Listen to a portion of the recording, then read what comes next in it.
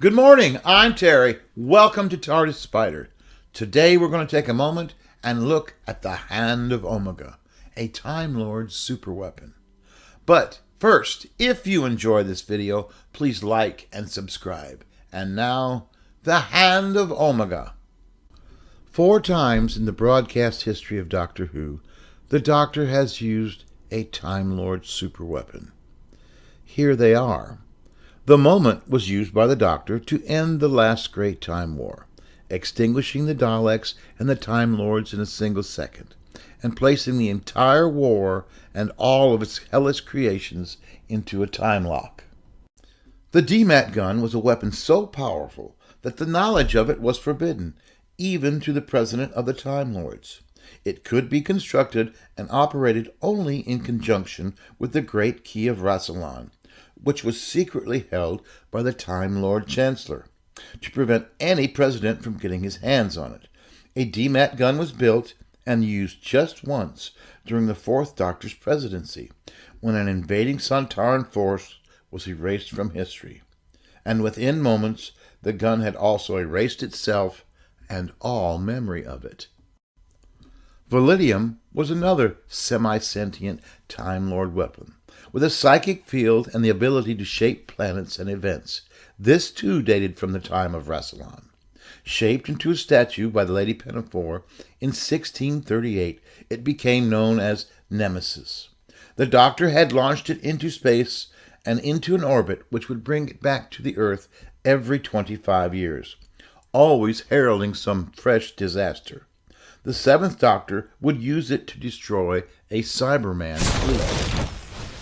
The Hand of Omega was concealed in a coffin. Beneath the lid, all that could be seen was a vast white void. It seemed to be alive, and it recognized and responded to the Doctor's voice and instructions. At his command, it would float through the air and could electrify a metal object, such as Ace's baseball bat. Today we look at the Hand of Omega. Without the Time Lord Omega, there would have been no time travel. He was the solar engineer who arranged the detonation of a star, creating the energy source that gave the Time Lords mastery over time itself. Omega was lost in the supernova, sucked into a black hole. The engineer and architect Rassilon completed Omega's work, stabilizing the supernova and establishing the Eye of Harmony on Gallifrey. He founded and led Time Lord Society, becoming its first president. While Omega was presumed dead, he became revered as one of his race's greatest heroes. But Omega wasn't dead. Instead, he spent millennia trapped in a universe of antimatter, sustained by his own enormous willpower. Eventually, he was driven mad by the isolation. He would devise a means to drain the Time Lord's power source. He sent a controlled, superlucent emission through the black hole to snatch the Doctor from space. The Doctor would take Omega's place in the antimatter universe, while Omega would return to Gallifrey as a god. The Doctor contrived an explosion between matter and antimatter, which seemed to end Omega's life. But he had survived again, and he would make one more attempt to cross back into the universe by effecting a temporal bonding, a molecular realignment of himself and the Doctor. When the bonding began to fail, risking a cataclysmic collision of matter and antimatter on Earth, the Doctor was forced to destroy him. Well, that's the legend of Omega, but what is the Hand of Omega? The Hand of Omega was a remote stellar manipulator, capable of sending a star supernova and collapsing it into a black hole. The Hand of Omega was used to create the Eye of Harmony, the singularity that allowed the Gallifreyans access to the time vortex. But Omega himself, trapped forever behind the singularity, had no idea that the Hand would eventually become a deadly weapon. When the 1st Doctor left Gallifrey with his granddaughter Susan, he would borrow a TARDIS, and he stole the Hand of Omega. He decided to hide it on an insignificant planet that is known as Earth to us. Lying low in 1960s Earth time, London, he arranged with a local firm of undertakers for it to be buried, and then apparently he forgot all about it. The seventh Doctor realized that the Hand of Omega wasn't just a powerful artifact.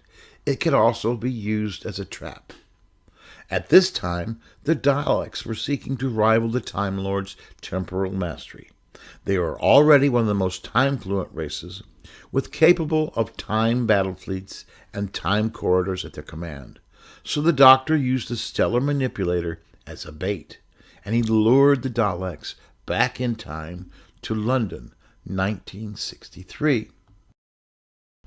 Surprised to discover that there are now two rival Dalek factions vying for supremacy, Davros's Imperial Daleks and the Renegade Forces. Whichever side acquired the Hand of Omega would be able to write the other out of history. But the Doctor was one step ahead. He had reprogrammed the device, ordering it to do the one thing it was good at. Goading Davros into activating it, he watched as the stellar manipulator headed for Skaro's sun in the 47th century, turning it supernova and wiping out the Daleks' home planet, before returning through time and space to destroy the Dalek fleet. The single surviving renegade Dalek, the Supreme, destroyed itself, and the Daleks were wiped out forever. Except that Davros had escaped. He rebuilt his fleet, as he had done many times before. His homeworld disintegrated, Davros declared war on the race which had tried to end his Dalek's future. The Doctor may have won the battle, but he had moved the last great time war one step closer. And that was the last time that the Doctor would meet the Daleks in classic Doctor Who. And this was the event that would lead us into the Great Time War, an event we would learn about when Doctor Who returned. So enjoy your journey through time and space.